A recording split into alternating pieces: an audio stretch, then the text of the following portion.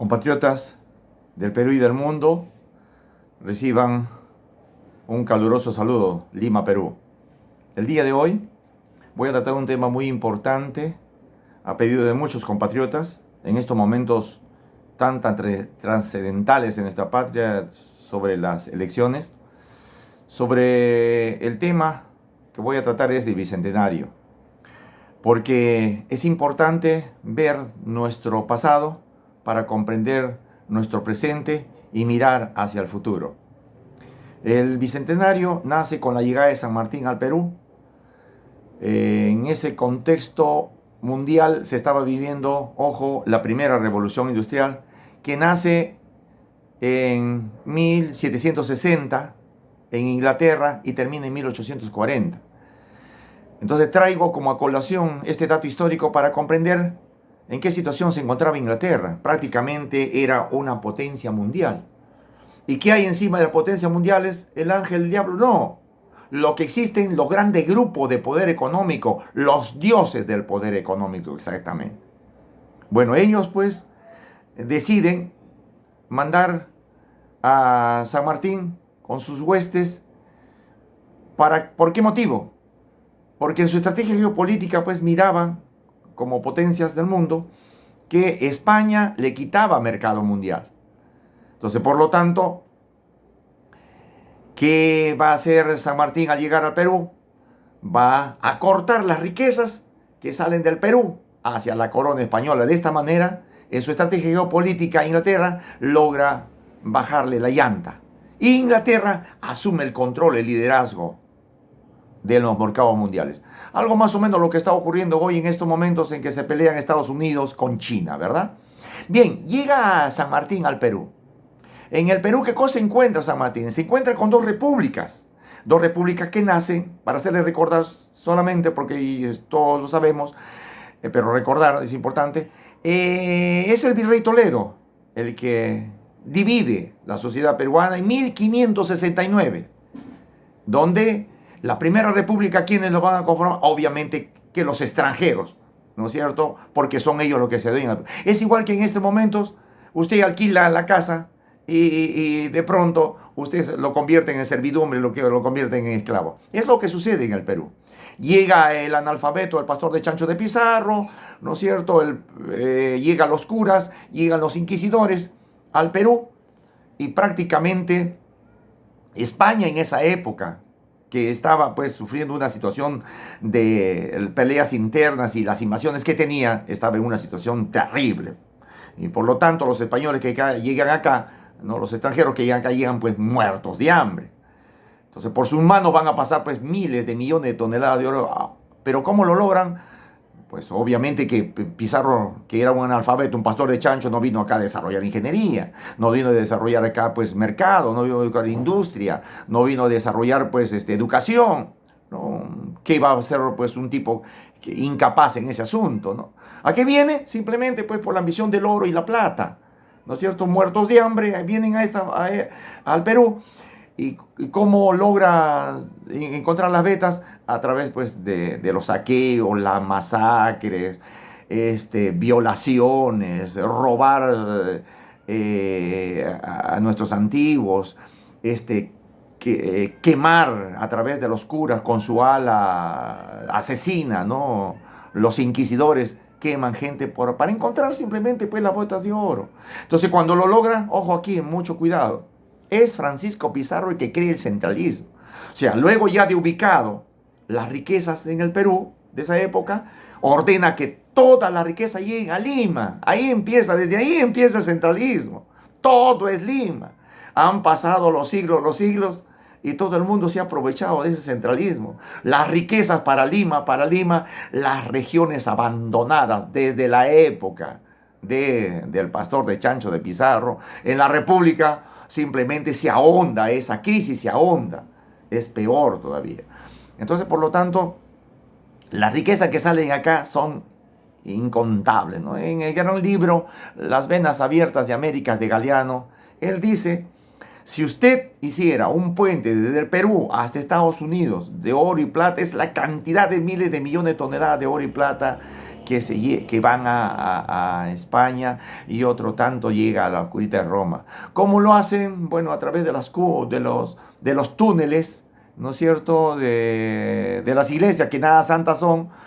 Ahí al costado del Congreso de la República está pues la Inquisición, lo que antes le decían santo. Bueno, han tenido un poquito de vergüenza, un poquito de rubor, ¿no es cierto? Los religiosos ahora le han sacado, porque antes decía Santa Inquisición, ahora es solamente Museo de la Inquisición. Bueno, ahí los historiadores, y está gratuito el ingreso, ahí le van a comentar pues que había túneles, ¿no?, que llegaban a la Plaza de Armas, ¿no?, a la casa de Pizarro, ¿no? Porque estos pues extranjeros pues temían en todo momento, estaban temerosos, ¿no?, que el pueblo se levante, como ya ha habido los levantamientos, ¿no?, de Tupac Amaru, de Mateo Pumacahua y otros tantos próceres de la independencia, ¿no?, que derramaron su sangre por ver una patria diferente. Pero desgraciadamente no estamos en esa situación. Entonces ellos pues siempre estaban en alerta y buscaban pues su plan A, su plan B, su plan C y cómo escapar, ¿no?, si estaban peligrando su vida. Entonces por lo tanto había los túneles, y se dice pues que había túneles también hacia el Callao. Entonces por ahí desaparecían, en esa época decía pues, oh milagro, ¿no?, milagro, y aparecían pues en el puerto del Callao, y para llevar pues la cantidad de miles de millones de toneladas de oro y plata hacia España. Se vuelve potencia por esta razón, desangran al pueblo tahuantinsuyo, y por lo tanto ellos se vuelven potencia, y también una parte de eso llega pues a los curitas de Roma. En Roma pues se encuentran pues muchas toneladas de nuestras riquezas y ensangrentadas con la sangre de nuestros antiguos, los tahuantinsuyanos. Entonces, en esa situación se vuelve una potencia España, y en 1820 Inglaterra, que ya después de la primera revolución industrial se convierte en una potencia, entonces mira con ojeriza España, y por lo tanto busca cómo desinflar la llanta. ¿Cómo se logra? Bueno, a través de los piratas, los corsarios ingleses, cortan los barcos que llevan pues, cantidad de riquezas, logran disminuir también de esa manera. Y por otro lado, San Martín, ¿qué hace? Encuentra pues a dos repúblicas, decíamos. La primera república lo van a conformar los extranjeros, ¿no es cierto?, los curas, los españoles, los inquisidores, sus hijos de sus hijos, ¿no? La primera república, que simplemente a partir de ese momento ellos pues tienen todos los beneficios, no van a trabajar, porque aquí a la Segunda República, que es lo que queda del imperio tahuantinsuyano, hoy convertido en República Peruana, seguirán siendo animales sin alma, porque eso es lo que nos condena a los curas. Los curas lo que nos condenan a ser animales sin alma. Y los inquisidores dicen, bueno, si los curas, para ustedes los curas, para los curas ustedes son animales sin alma, para nosotros serán bestias de carga. Entonces vamos a estar en la servidumbre, vamos a estar en el oscurantismo, ¿no es cierto? Vamos a estar en la esclavitud, y eso lo confirma el mismo San Martín cuando se va del Perú en 1823, luego de firmar su constitución, y dice lo siguiente, le dice a Simón Bolívar, y esa carta, ese documento oficial está en el Museo del Congreso de la República. Le dice, además me llevo el estandarte de la corona española que simbolizó el hambre, la miseria, servidumbre, esclavitud del pueblo tahuantinsuyano. Don José de San Martín. Ahí está otro dato histórico para que analicemos. Entonces, el pueblo tahuantinsuyano va a estar en esa situación y se va a ahondar la crisis. ¿Sabe por qué? Porque San Martín no viene a libertar a la Segunda República, sino a la Primera República. ¿No es cierto? Ellos van a tener, sí, la libertad para ya no pagar los diezmos, impuestos, para no pagar los intereses, ni nada que sea de lo que se usa de las tierras tahuantinsuyanas. Porque usted recuerde que a la llegada de San Martín, todo el Tahuantinsuyo formó parte de la corona española. Entonces, por todos el usufructo de estas tierras y las riquezas se tenía que pagar, y se tenía que llevar riquezas a través de los barcos y pagarle a la corona española. Con San Martín eso ya no va a suceder, ya no va a suceder. Entonces quiere decir que con San Martín la Primera República se vuelve más ricos. No trabajan. A los que hacen trabajar en la servidumbre a la Segunda República.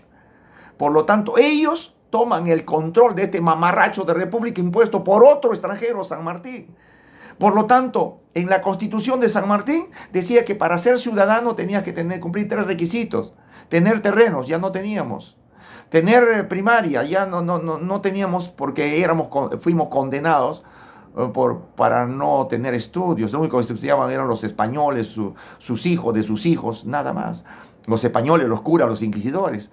Y otro asunto que tenías que saber leer y escribir para ser ciudadano, pero no, si éramos considerados pues bestias de carga, animales sin alma. Estaba el oscurantismo. ¿El oscurantismo qué significó? Para recordar, cuando se inicia en Europa, se inicia pues en el siglo V con la caída de Occidente y termina en el siglo XV con la caída del Imperio Bizantino y la aparición de la imprenta. Mientras que allá se terminaba el oscurantismo, nos los imponen los inquisidores, los curas, los españoles, el oscurantismo en nuestra patria.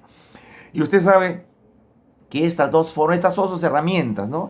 La religión y el analfabetismo, la ignorancia, son las dos herramientas que siempre han utilizado los grupos de poder para subyugar, para esclavizar, para robar a los pueblos en el mundo. O sea, las riquezas, ¿no es cierto?, que van a tener los primeros republicanos en nuestra patria, son de eso, de los robos que hicieron. El español a su muerte le entrega a su hijo como herencia, su hijo a su hijo, su hijo a su hijo, y esa riqueza va creciendo con el tiempo. ¿Por qué? Porque nuestra condición, se suponía que con San Martín a nosotros tenía que darnos la libertad. No, nosotros vamos a mantener esa condición y peor todavía, y vamos a seguir trabajando de nuestros pulmones, se van a enriquecer más. Hoy, ¿quiénes son? Es la Confiel, Graña Montero, la banca, los exportadores, y bueno, me quedaría chico, pues, ¿no? Las 12 familias, ¿no?, que se enriquecieron a más no poder. ¿De dónde? ¿De dónde esa plata? ¿De que se trabajan a 24 horas como nosotros y usted y yo trabajamos? No. Son todos los pueblos, la riqueza. Es igualito que usted naciera en la cuna de oro, que ellos, pues bueno, vas a hacer pues grandes cosas, vas a ser pues un millonario más, ¿no? Y vas a decir al mundo, no, con mi sudor, no, ¿cuál sudor? Fue con el sudor del imperio, eso fue en el mundo también la forma como se hicieron los grandes ricos. Porque usted y yo trabajamos 24 horas del día rompiéndonos los pulmones. Y bueno, vamos a morir pues dándole una casita a mis hijos, porque yo tengo mi casita, por ahí en un carrito, y listo, nada más, es lo único que vamos a conseguir. Pero estamos rompiendo los pulmones. Entonces, señores, eso sucede en el inicio de la República, y con San Martín, con Simón Bolívar, ¿qué vamos a conseguir? Bueno, Simón Bolívar, él va a confirmar la corrupción terrible. Ustedes saben que después de las dos batallas de Junín y Ayacucho, este último, el 9 de diciembre de 1824, se convierte en un autoritario, ¿no?, un dictador completo con todos los honores, ¿no? Las dos batallas ha ganado. Entonces, él en ese poder, da una sentencia terrible, escúchelo bien, está escrito en la historia. Pero para recordar este bicentenario es importante y saber los problemas que está ocurriendo en el Perú y cómo tenemos que resolverlo a partir de este nuevo siglo que viene. Él dice, a partir de hoy, todo aquel político, funcionario o juez corrupto inmediatamente será fusilado. Y yo pregunto, compatriotas, ¿por qué da esa semejante sentencia? ¿Por qué? ¿Porque no había corrupción? ¿O porque había una terrible corrupción? Claro. ¿Y quiénes son los que están en esa corrupción? ¿Quiénes? Los extranjeros, pues. Con el visto bueno de San Martín, ¿no es cierto? Y por lo tanto, Simón Bolívar da esa terrible sentencia. Yo pregunto, ¿qué hubiese sido que esa sentencia, esa norma, ese decreto ley, ¿no?, de Simón Bolívar hubiese sucedido en el tiempo?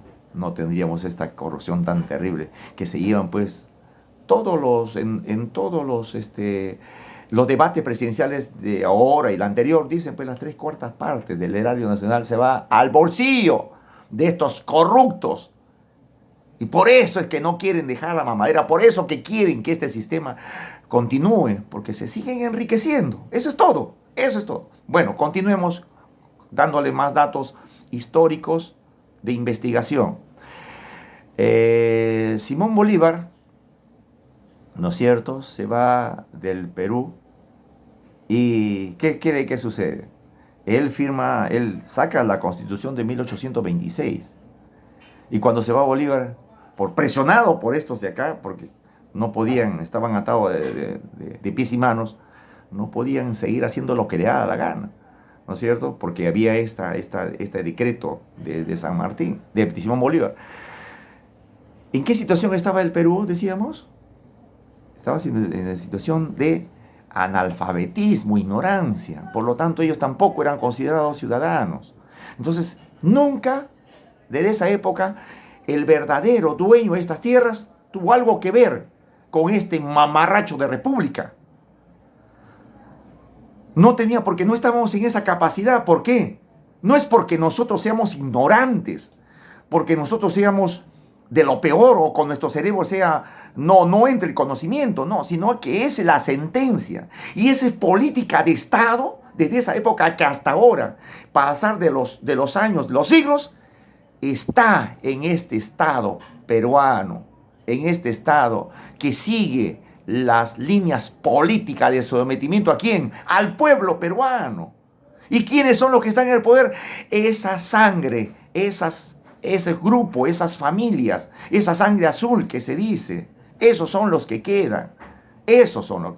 Uno de los claros personajes que usted rápidamente lo puede encontrar, Graña Montero, español. Y ellos mismos lo dicen, sí, mi padre fue fulano, mengano, fueron los primeros conquistadores, lo dicen. Oye, ¿cuál conquistadores? ¿Cuál conquistadores? No, señor, esa es otra mentira más.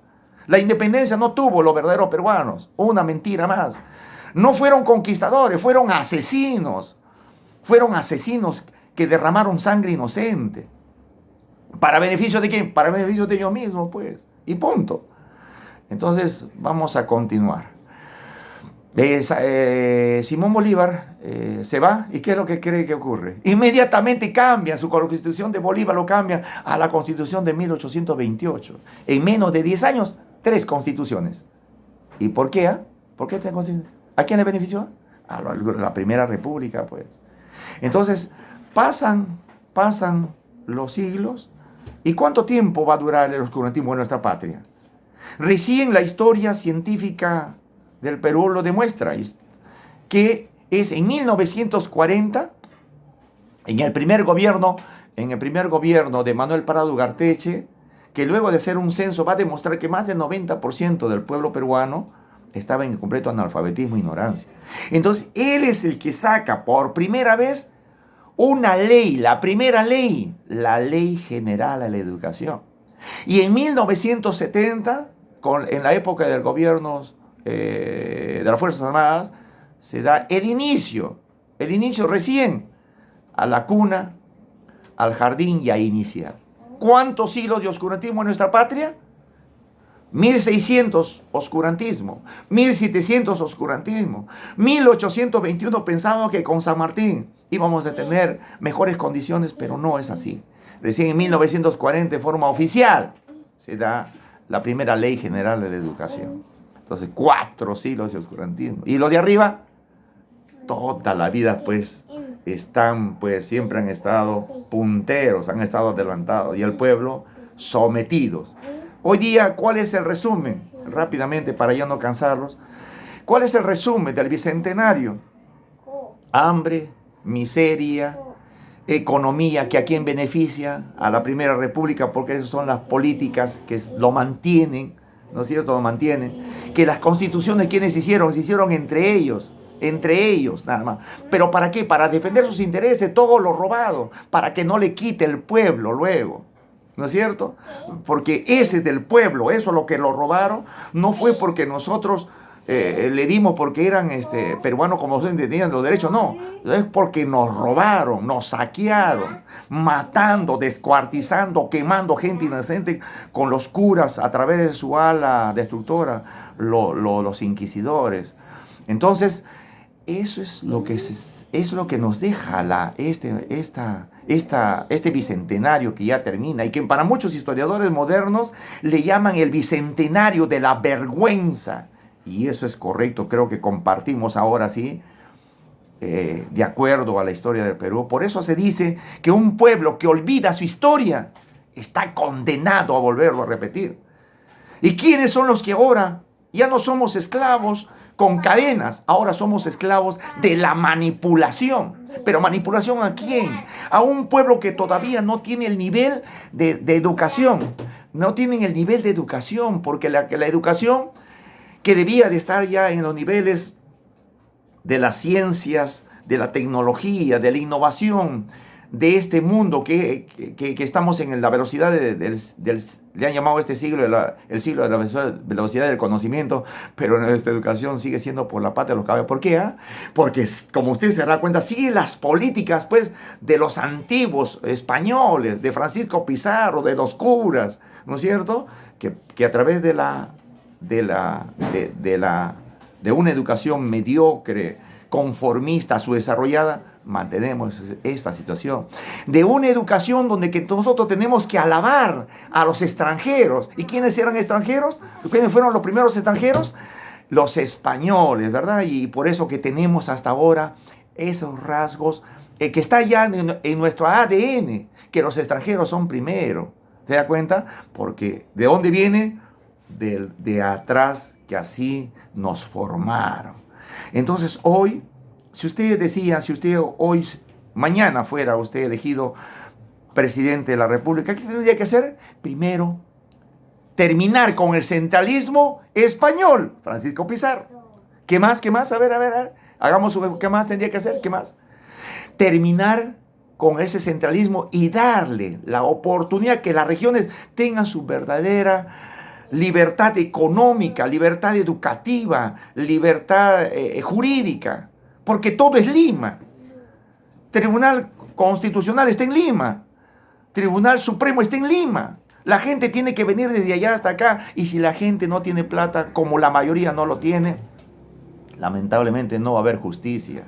¿Se da cuenta? La educación de la Amazonía no es igual pues a la educación de Lima. La de Lima no es igual pues a la de los Andes. De los Andes no es igual pues a la del sur. Entonces cada uno tiene que mantener su independencia educativa. Obviamente dirigido por el gobierno de arriba, ¿no es cierto? Donde que vele porque las riquezas llegue para todos, no solamente a Lima. Y de esta manera, ¿qué estaríamos tumbando? ¿Qué? La corrupción del centralismo. Tercero, ¿qué más tendríamos que ver? ¿Qué? Claro, una verdadera revolución educativa. Como con mucha alegría lo recibo del profesor Pedro Castillo, del científico Modesto Montoya, ¿no? Un ministerio de la ciencia, la tecnología y la innovación. Nosotros ya no lo vamos, mi generación y los de arriba, ya no lo vamos a gozar, pero que lo gocen pues nuestros hijos, que mañana más tarde ellos a nuestra muerte sean mejores. ¿Qué más necesitaríamos? ¿Qué más? Las constituciones que fueron hechas por ellos para defender sus derechos. Pero lo que necesitamos es ahora una nueva constitución, y como lo dice Pedro Castillo, que sea debatida en los pueblos, que se escuche en los pueblos, que ellos sean parte, aunque sea de una letra, o que tomen el uso de la palabra, aunque sus ideas no sean el 100% que lo tomen, pero ya él va a sentirse bien de haber participado, de haber debatido. ¿Qué tipo de educación, por ejemplo, queremos? A ver, en mi pueblo vamos organizando, ¿qué tipo? Uno dirán, pues, de tipo de Haití. El último me parece que está bien, estamos bien, ahí nomás. Muy bien su propuesta. Otro dirán, no, yo quiero tipo Japón. Otro tipo dirá, pues, tipo Alemania. Yo, por ejemplo, puedo decir un tipo Finlandia, que es la primera potencia mundial. Entonces, ¿lo debatimos? No, el debate no es para insultarnos. El debate no es para agredirnos. El debate, y que ahora con una nueva educación, tiene que nacer de una nueva educación que se enseña a debatir. Hoy los medios de comunicación dicen que el debate, terrorista, comunista, senderista, estás en contra de destruir el Estado. Eso es para ellos el debate. No, el debate no es así. El debate es proponer propuestas, ideas, inteligencia, saberlo fundamentar. Entonces yo fundamentaré pues que, ¿por qué? Por ejemplo, Finlandia. Porque primeramente Finlandia pues ha invertido en mayor educación. Uno. Segundo, que por esa inversión, ¿no es cierto?, no tiene fuerzas armadas, no tiene policía. Por esa inversión a la educación no necesitan guerras. Ellos tienen pues formados a los militares, pero militar de desarrollo intelectual, que todos son militares que construyen a través de la inteligencia su patria. Eso es lo que necesita nuestro Perú, una nueva constitución, ¿no es cierto? Bueno, hasta aquí, quisiera alargarme más, pero lo dejo hasta aquí, de acuerdo a estos datos científicos, históricos de nuestra patria, para comprender en verdad qué cosa es el Bicentenario. ¿Quiénes son los responsables? Porque existen responsables y eso no puede soslayarse. Los responsables de que el Perú sigamos siendo tercermundistas, sigamos subdesarrollado, donde que los que se han muerto no han tenido un verdadero futuro, no se les ha robado ese futuro. No sigamos permitiendo eso. ¿Quién cree que están opuestos a que se cambie este sistema? ¿Quién? ¿La Primera República o la Segunda República? Claro, pues, la Primera República. Y como usted verá, sigue las mismas políticas desde Pizarro, desde la República, ¿no? Cómo se somete al pueblo, ¿no? Ahí tenemos los medios de comunicación basura que se imponen ante los grupos de poder, porque ellos son los dueños y ellos son los que deciden quién debe ser presidente de la República y dan pues miles de millones para que así sea, ¿no es cierto? Por esa razón, ¿a quiénes hemos elegido? A rateros, ladrones, sinvergüenzas, descarados, hipócritas, traidores, desleales, vendepatria. Esos son toditos los presidentes que hemos tenido por acá, hasta ahora. Entonces, compatriotas, hoy ha llegado el momento.